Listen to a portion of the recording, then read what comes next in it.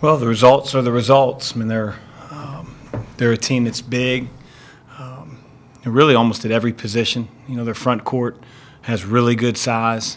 They have depth, and they make it a priority. So it's a challenge every game, no matter who you play, to keep second shots to a minimum and try to get some of your own. And you know, we got to do more of the same tomorrow. Well, I thought we got the ball to him. You know, I thought he positioned himself well and really worked for it. You know, our team has to continue, and I have to continue to make a point of it with any big in there. But I think, you know, both Sean and Rashid can be better post scorers maybe than they've been. We need that. We need to have bounce in scoring with our post and perimeter players. Tyreek's a freshman, he's coming along, but that's not his strength at this point. But we have to do a better job of that. To say, you know, did he get his sea legs under him? I think he took advantage of the opportunities that he had. You know, he didn't finish the game 1 for 5. He finished around the basket, and that's what we need more of him and Sean as we move forward. Well, I thought we got the ball to him. You know, I thought he positioned himself well and really worked for it. You know, our team has to continue, and I have to continue to make a point of it with any big in there.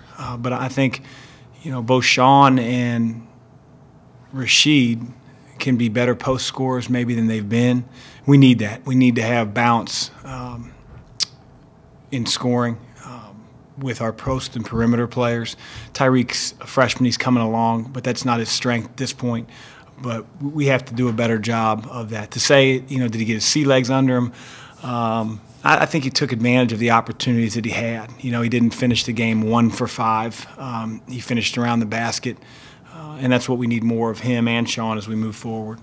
I'm going to play the guys that do the best job in both practicing and the games, and I thought Rashid, during the course of the game, was really playing, you know, at a high level. They're a tough team to play two bigs together against, simply because their four-man isn't necessarily a four-man. He's a kid that hit 2 or 3 threes. You know, he's out on the perimeter a little bit. And so, you know, we opted to go more of Sean and Rashid versus, you know, Sean for Rashid versus Sean and Rashid. Well, I hope a couple things happen. And number one, reality. It's one thing to say it when you beat somebody by 25 points and maybe have them down 38. It's another thing when you drop a game to say that we couldn't sustain that level of play in order to leave the venue with a victory. And so the reality is, if you don't play for 40 minutes and have the same attention span on each and every possession, then you get handled losses. And hopefully our team is a competitive bunch and doesn't like to lose.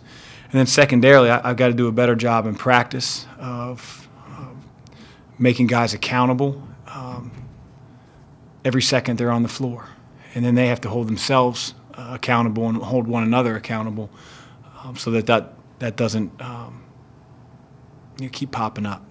Well, I don't think you get anything out of your system.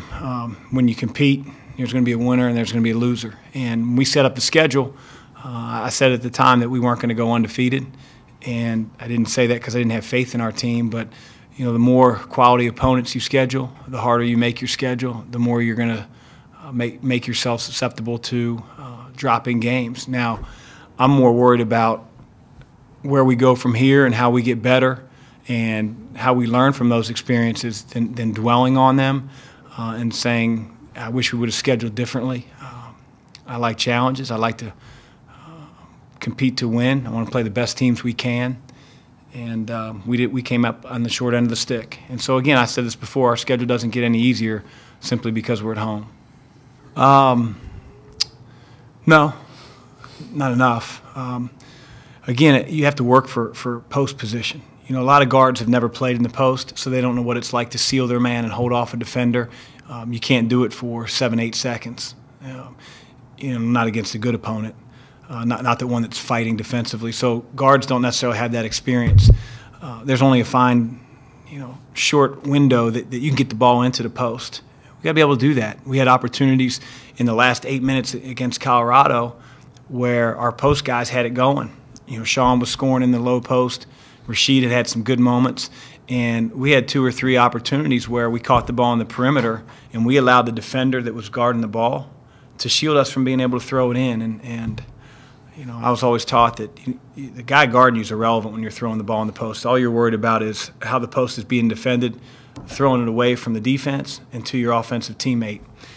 And we couldn't do that. And again, we didn't do that. I got to keep drilling, and we got to keep drilling so that we can make those post passes, so that we can continue to go to things that are working in the course of the game.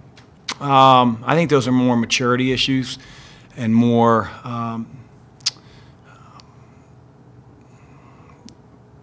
pushed into a different role issue than looking off the post. I think some of the times where we didn't throw it inside weren't necessarily our more experienced players. But, again, it doesn't say freshman on your jersey or like, hey, this is only his 7th game. Just throw the ball in the post. Like typical freshmen. They're going to be up and down at times. I think they're really coachable. I think Quentin has become a really good defender, especially off the ball, which is usually the last thing that takes place for freshmen. I think he's still at times turnover prone and playing hesitant, but hopefully with more experience on the floor, and he'll get better in that area. Tyreek has to stay out of foul trouble, and he's got to learn how to make free throws. And nobody puts in more time than Tyreek. If you're ever at a Xavier practice, when it ends and everybody walks out of the gym, Tyreek stays there and shoots free throws. So I love that about him. I wish for him he was getting better results, but it doesn't always work that way in life. You can work hard, and you still don't get that job or you still don't get that promotion. But you can do one of 2 things. You can pout about it and quit working hard, and then you have no chance for success, or you can continue to work, and hopefully good things happen usually to people that continue to work hard. We continue to shoot more free throws in practice, outside of practice. We stress in drills. We're going to put pressure on free throws where your team's going to have to run, or now they have to go on the defensive end. We're going to do everything that we can to try to correct those problems. But a lot of it is just repetition, and then being able to carry over what you do when you're in the gym by yourself and blocking everything out and being able to do it in the game. And, for those people that, go, oh, during the game and say out in the stands that, how can a guy not shoot free throws? They have no clue. They have no clue. They've never played basketball at a highly competitive level. They weren't a good enough athlete. If it's just a static thing, I can throw a cornhole bag too, but, can you do it with pressure? Can you do it when it matters? So the people that at me on Twitter and say, does your team ever practice free throws? To the people that at our guys on Twitter, grow up, get a life. Our guys are working on it every day. Nobody's trying to miss free throws. It's a problem in our society. It's not a problem with me, because I really don't care what you at me, what you add at me. Is that how you'd say it? Yeah. You can at me all you want. I just mute you, and I never have to worry about you again. It's a great function of Twitter. But it's a problem with our society. It just is. Everybody's a awesome critic these days. But you know what? I'm not complaining. I'm just giving you reality. Our guys, college basketball players, college football players, college athletes in general, they play in a different world than I did, than my coaches did, than any of us did really that are older. And so maybe they're used to it. It's different. It's different. But we don't worry about all that stuff. I know I went on a tangent, but it's like a prank phone call. When you were a kid, did you hang up the phone and get mad? For what? Unless you had caller ID, which we didn't.